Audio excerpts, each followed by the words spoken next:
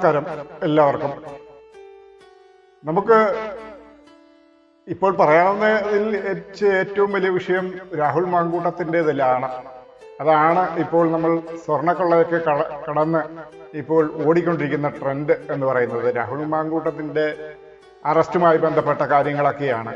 രാഹുൽ മാങ്കൂട്ടത്തിൻ്റെ അറസ്റ്റുമായി ബന്ധപ്പെട്ട് ജയിലിലായിരിക്കുന്നത് ഇപ്പോൾ ആരാണ്?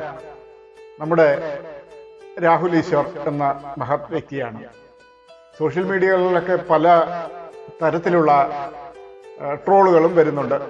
മറ്റാരുടെയോ ഗർഭത്തിന് വേണ്ടി ജയിലിലായ പൊട്ടൻ, അല്ലെങ്കിൽ കേരളത്തിലെ ഏറ്റവും വലിയ വിഷപ്പാമ്പിനെ പോക്കിയ കേരള പോലീസിന് അഭിവാദ്യങ്ങൾ എന്നൊക്കെ പറഞ്ഞ് ഫേസ്ബുക്ക് പോസ്റ്റുകളും അതിന്റെ കമന്റുകളും ഒക്കെ നമ്മൾ കണ്ടിരുന്നു, വായിച്ചിരുന്നു. എന്തായാലും രാഹുൽ ഈശ്വർ എന്ന് പറയുന്ന ആ വ്യക്തിത്വം ഇപ്പോൾ ജയിലിലാണ്, നിരാഹാരത്തിലാണ്. അദ്ദേഹത്തെ കാണുമ്പോൾ തന്നെ വലിയ വിഷമമുണ്ട്. മുഖമൊക്കെ വാടി ക്ഷീണിച്ച് കുഴഞ്ഞു വീണ ഒരു സ്ഥിതിയിലാണ് അദ്ദേഹത്തെ ആശുപത്രിയിലേക്ക് പ്രവേശിക്കപ്പെട്ടിരിക്കുന്നത്. ജാമ്യം നൽകുന്ന കാര്യത്തിൽ കേസ് ഇന്ന് പരിഗണിക്കും കോടതി. ജാമ്യം അദ്ദേഹത്തിന് ലഭിച്ച് പുറത്തു വന്നതിന് ശേഷം അദ്ദേഹത്തിന്റെ നിരപരാധിത്വം അദ്ദേഹം കോടതിയിൽ തെളിയിക്കട്ടെ. എന്നിരുന്നാലും കോടതിയിൽ തെളിയിക്കണം എന്ന തരത്തിലുള്ള പോലീസ് കൊണ്ടെത്തിച്ചതിൽ ഒരു കാര്യമില്ലേ? എന്തോ ദുരൂഹത അതിലില്ലേ? ഉണ്ട്. അതെന്താണെന്ന് വരും ദിവസങ്ങളിൽ നമുക്ക് മനസ്സിലാവും. എന്തായാലും രാഹുൽ മാങ്കൂട്ടത്തിൽ അറസ്റ്റിലാവട്ടെ, അല്ലെങ്കിൽ അദ്ദേഹത്തിന് ജാമ്യം ലഭിക്കട്ടെ, മുൻകൂർ ജാമ്യം ലഭിക്കട്ടെ. മുൻകൂർ ജാമ്യം ലഭിക്കുന്ന കാര്യം വലിയ ബുദ്ധിമുട്ടിലാണ്. കഴിഞ്ഞ ദിവസം തിരുവനന്തപുരം സെഷൻസ് കോടതി ജാമ്യം നിഷേധിച്ചിരുന്നു. ഇനി അദ്ദേഹം ഹൈക്കോടതിയിലേക്ക് മുൻകൂർ ജാമ്യാപേക്ഷയുമായി പോകാനുള്ള തീരുമാനത്തിലാണ്. എന്തായാലും അദ്ദേഹത്തിന്റെ നിരപരാധിത്വം തെളിയിക്കാനുള്ള ഒരു സാഹചര്യം കോടതിയിൽ ഉണ്ടാവട്ടെ. അദ്ദേഹത്തെയും അദ്ദേഹത്തിന്റെ ഇരയെയും വെളിപ്പെടുത്തി റിവീൽ ചെയ്തു എന്നുള്ള കേസിലാണ് രാഹുൽ മാങ്കൂട്ടത്തിന്റെ ഇരയെ റിവീൽ ചെയ്തു എന്നുള്ള ആ ഒരു കേസിലാണ് രാഹുൽ ഈശ്വറിനെ ഇപ്പോൾ അറസ്റ്റ് ചെയ്ത് ജയിലിൽ അടച്ചിരിക്കുന്നത്. ഇതിൽ ഒരു പ്രത്യേക കാര്യം എന്ന് പറയുന്നത്, പ്രധാനപ്പെട്ട കാര്യം എന്ന് പറയുന്നത്, രാഹുലിനെ കസ്റ്റഡിയിലെടുത്ത് കോടതിയിൽ ഹാജരാക്കിയ ആദ്യ ദിനം തന്നെ മജിസ്ട്രേറ്റിന് മുമ്പിൽ രാഹുൽ ചോദിച്ച ചോദ്യം ഇതാണ്: എന്തിനാണ് എന്നെ അറസ്റ്റ് ചെയ്തത്? പോലീസ് ഒരു നോട്ടീസ് പോലും എനിക്ക് തരാതെ എന്നെ അറസ്റ്റ് ചെയ്ത് കൊണ്ടുവന്ന്, ഇത്ര ബുദ്ധിമുട്ടി പാടുപെട്ട് അറസ്റ്റ് ചെയ്ത് കൊണ്ടുവന്ന് എന്നെ കോടതിയിൽ എത്തിച്ചത് എന്തിനാണെന്നാണ് രാഹുൽ കോടതിയോട് ചോദിച്ച ചോദ്യം. ഞാൻ അതിജീവിതയെ ഏത് തരത്തിലാണ് അധിക്ഷേപിച്ചത് എന്നുള്ള ചോദ്യം ചോദിച്ചു. ജഡ്ജി അവസാനം ശിക്ഷ വിധിക്കുന്നത് വരെ, ശിക്ഷ എന്ന് പറയുമ്പോൾ റിമാൻഡിൽ വിധിക്കുന്നത് വരെ ഈ ചോദ്യം രാഹുൽ ഈശ്വർ ചോദിച്ചുകൊണ്ടേയിരുന്നു. താൻ തെറ്റൊന്നും ഇതുവരെ ചെയ്തിട്ടില്ല എന്ന ഉറച്ച നിലപാടാണ് രാഹുൽ ഈശ്വർ അപ്പോഴും കോടതിയുടെ മുമ്പിൽ പറഞ്ഞുകൊണ്ടിരുന്നത്. എന്നാൽ രാഹുൽ ഈശ്വർ തനിക്ക് തെറ്റുപറ്റിയെന്നോ തെറ്റു തിരുത്താൻ ഞാൻ തയ്യാറാണ് എന്നോ ഒരു പ്രാവശ്യം പോലും രാഹുൽ ഈശ്വറിന്റെ വായിൽ നിന്ന് കോടതിക്ക് മുമ്പിൽ പറഞ്ഞില്ല. കാരണം തെറ്റ് ചെയ്യാത്തത് കൊണ്ടായിരിക്കാം. അങ്ങനെ പറയുന്നതിന് പകരം രാഹുൽ ഈശ്വർ പറഞ്ഞത്, ഞാൻ അതിജീവിതയെ അധിക്ഷേപിച്ചിട്ടില്ല, ഞാൻ തെറ്റുകളൊന്നും ചെയ്തിട്ടില്ല, പിന്നെന്തിനാണ് എന്നെ അറസ്റ്റ് ചെയ്ത് ഇവിടെ കോടതിയിൽ ഹാജരാക്കിയിരിക്കുന്നത് എന്നാണ് അവസാനം വരെയും ചോദിച്ചുകൊണ്ടിരുന്നത്. വീണ്ടും അദ്ദേഹം പറഞ്ഞത്, ഒരു പുരുഷ കമ്മീഷൻ ഇവിടെ വേണം, പുരുഷന്മാർക്ക് വേണ്ടി ഒരു കമ്മീഷൻ ഇവിടെ വേണം, പുരുഷന്റെ നിരപരാധിത്വം തെളിയിക്കാൻ ഒരിടവുമില്ല, നിരവധിയായ പുരുഷന്മാർ ഇത്തരത്തിൽ കേസുകളിൽ അകപ്പെടുന്നുണ്ട്, അവർക്ക് വേണ്ടി വാദിക്കാൻ ഇവിടെ ആരുമില്ല, അതുകൊണ്ട് തന്നെ ഒരു പുരുഷ കമ്മീഷന്റെ ആവശ്യമുണ്ട് എന്നാണ് അദ്ദേഹം വാദിച്ചുകൊണ്ടിരുന്നത്. അവസാനം കോടതി വിധി പ്രഖ്യാപനം നടത്തുന്നതിന്റെ തൊട്ടു പിന്നാലെയാണ് ഒരു മാരകമായ ഒരു പ്രഖ്യാപനം നടത്തിയത് രാഹുൽ ഈശ്വർ. ഞാൻ ജയിലിനുള്ളിൽ നിരാഹാരമിരിക്കും എന്നാണ് രാഹുൽ ഈശ്വർ പറഞ്ഞത്. ആ പറഞ്ഞ വാക്ക് ഇപ്പോഴും രാഹുൽ ഈശ്വർ പാലിക്കുന്നുണ്ട്. അതിന്റെ അർത്ഥം രാഹുൽ ഈശ്വർ തെറ്റ് ചെയ്തോ ഇല്ലയോ എന്ന് നമുക്ക് തീരുമാനിക്കാൻ പറ്റില്ല. കോടതി എന്തായാലും തീരുമാനിക്കട്ടെ. പക്ഷെ ജയിലിൽ പോയി നിരാഹാരം ഇരുന്നാൽ അതിനുള്ള കേസ് വേറെ വരും എന്നും അറിയാം രാഹുലിന്. ആ തരത്തിലൊക്കെ തന്നെ ഒരു പൊതു സിമ്പതി നമ്മുടെ ജനങ്ങൾക്കിടയിൽ രാഹുലിനോട് വളർന്നിട്ടുണ്ട്. രാഹുൽ ഈശ്വർ ഇപ്പോഴും ആശുപത്രിയിലായാലും താൻ എന്ത് തെറ്റാണ് ചെയ്തത് എന്ന് ആവർത്തിച്ച് ചോദിച്ചുകൊണ്ടേയിരിക്കുന്നു. ഈ ചോദ്യമാണ് രാഹുലിന്റെ നാവിൽ നിന്ന് ഉയരുന്നത്. അത് പോലീസും കോടതിയും പറയാൻ തയ്യാറാവണം എന്ന് പറയുന്നു.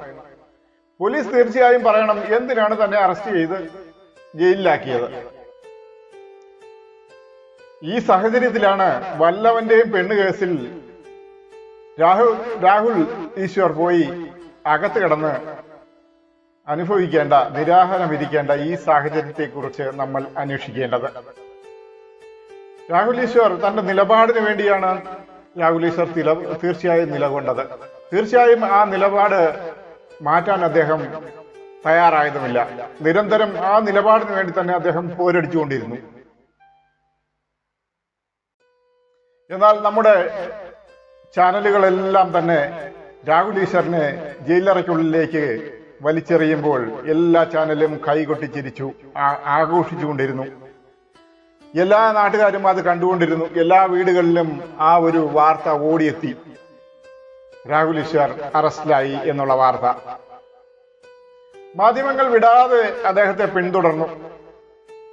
കാരണം അതൊരു വാർത്തയാക്കണമല്ലോ. വാർത്തയാക്കാൻ പല കാരണങ്ങളും മാധ്യമങ്ങൾക്കുണ്ട്. അത് നമ്മളിവിടെ ചർച്ച ചെയ്യേണ്ട. അങ്ങനെ ചാനലുകളെല്ലാം തന്നെ നമ്മുടെ നാട്ടുകാർക്കിടയിൽ രാഹുൽ ഈശ്വറിനെ ഒരു വില്ലൻ കഥാപാത്രമാക്കി മാറ്റി.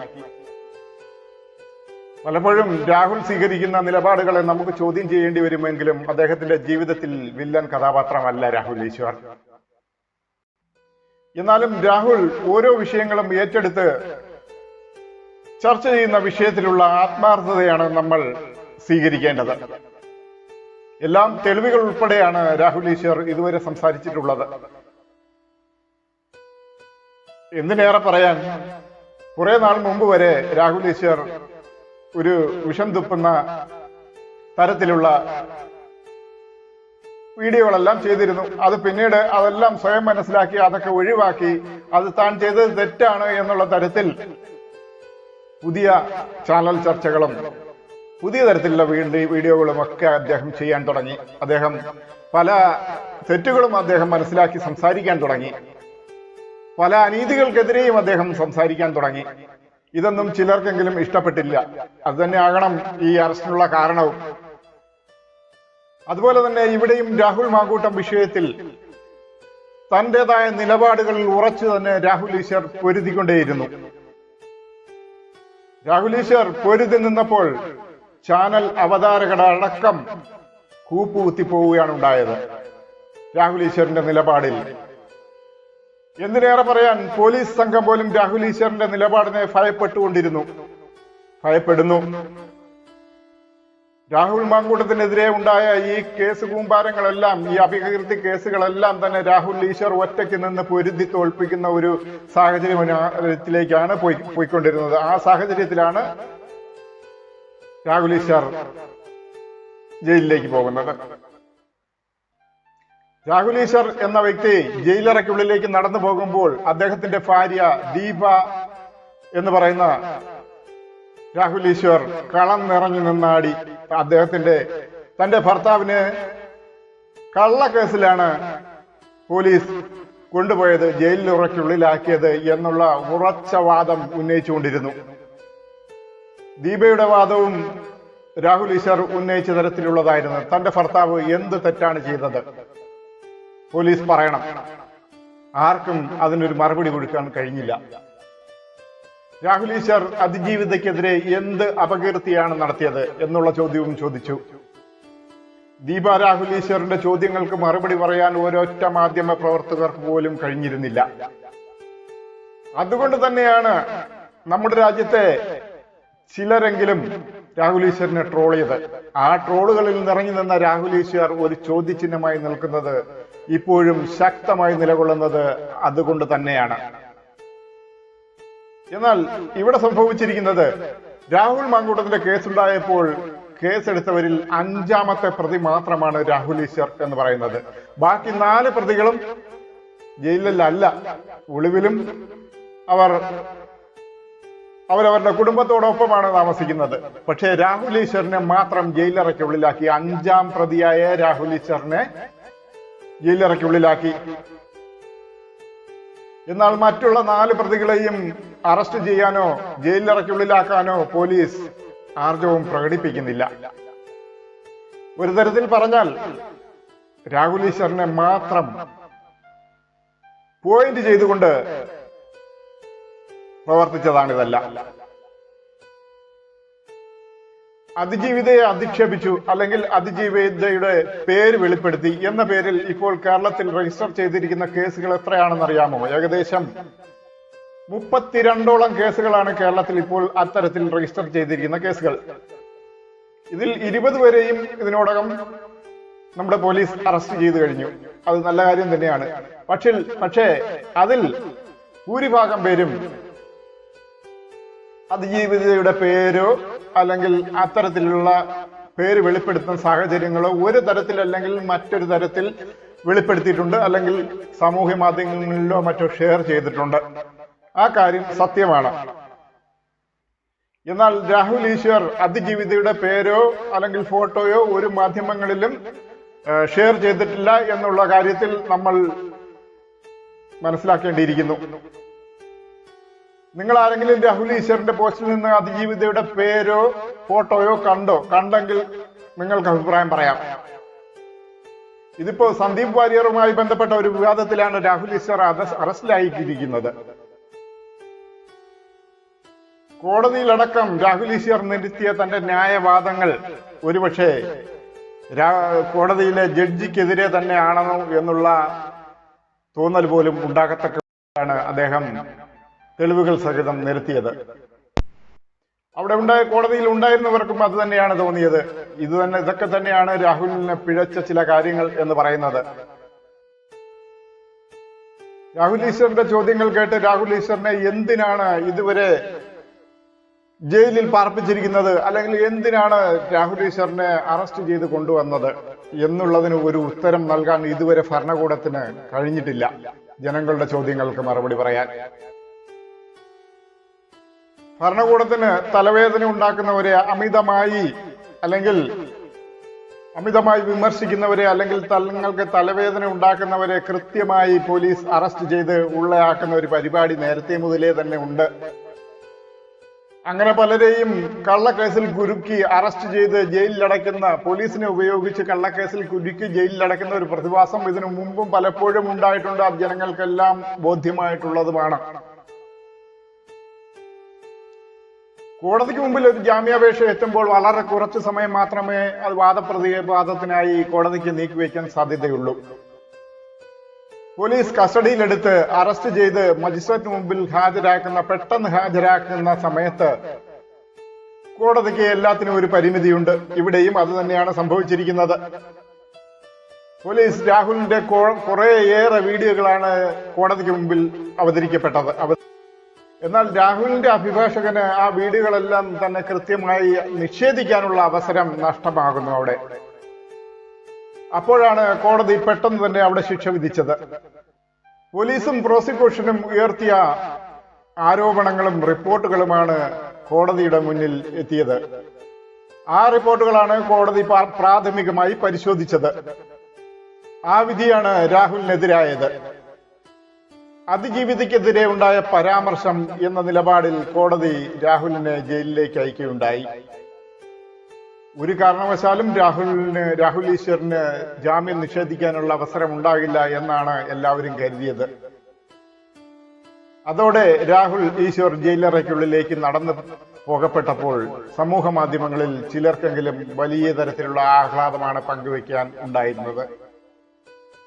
അതുവരെ അതിജീവിതയ്ക്ക് എന്ന പേരിൽ വാദിച്ചിരുന്നവരെല്ലാം തന്നെ രാഹുലിന്റെ അറസ്റ്റിൽ കൈകൊട്ടുകയുണ്ടായി.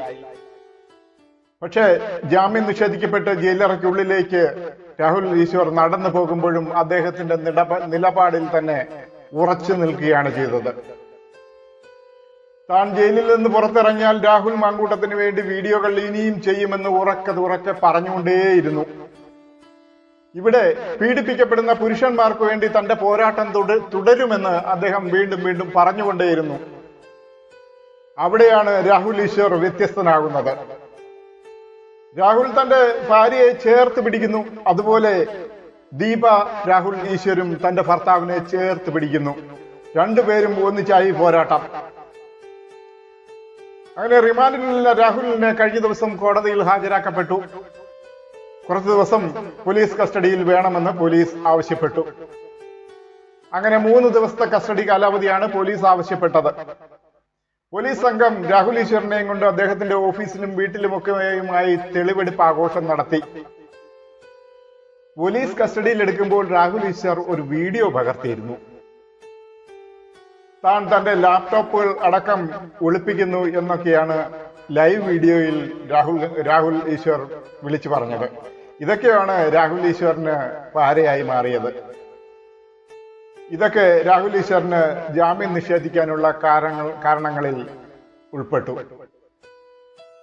അതിജീവിതയെ അധിക്ഷേപിച്ചു എന്ന പേരിൽ രാഹുൽ ഈശ്വറിനെ കസ്റ്റഡിയിലെടുക്കുകയും തുടർന്ന് AR ക്യാമ്പിൽ കൊണ്ടുപോയി ചോദ്യം ചെയ്യുകയും, അങ്ങനെ ആദ്യ ചോദ്യം ചെയ്യലിന് ശേഷം രാഹുലിനെ അറസ്റ്റ് ചെയ്യാനുള്ള തീരുമാനം പോലീസ് എടുക്കുന്നു.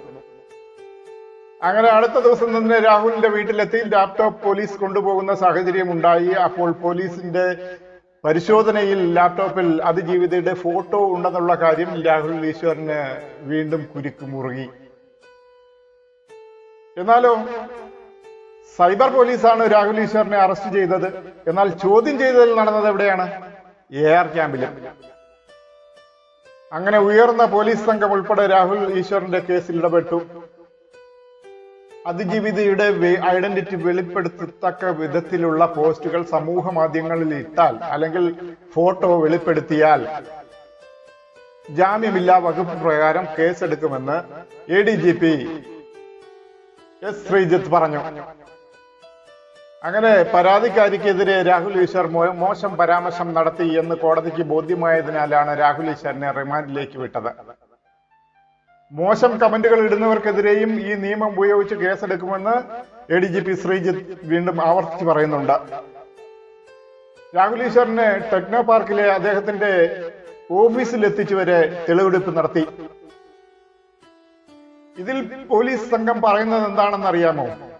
ഈ കേസിൽ ഗൂഢാലോചന നടന്നിട്ടുണ്ടോ എന്ന് അന്വേഷിക്കുകയാണ് ചെയ്തതെന്നാണ് പോലീസ് പറയുന്നത്. എന്നാൽ കഴിഞ്ഞ ദിവസം വീണ്ടും രാഹുൽ ഈശ്വറിന്റെ സ്ഥിതി വളരെ മോശമാവുകയും തലകറങ്ങി വീഴുകയും ആണ് ചെയ്തത്.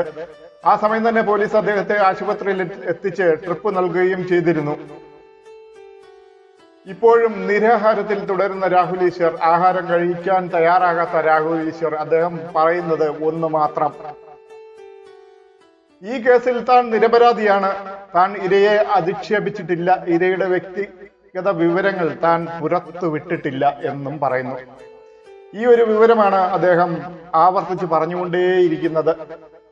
ഈ കേസ് കള്ളക്കേസാണ് എന്നാണ് അദ്ദേഹം പറയുന്നത്. ഇനി ബാക്കിയെല്ലാം നമുക്ക് കോടതി വിധി വരുന്നതനുസരിച്ച്, അദ്ദേഹത്തിന് ജാമ്യം കിട്ടുന്നതനുസരിച്ച് അദ്ദേഹം തന്നെ കോടതിയിൽ തെളിയിക്കട്ടെ, ജനങ്ങൾക്കെല്ലാം മനസ്സിലാകട്ടെ.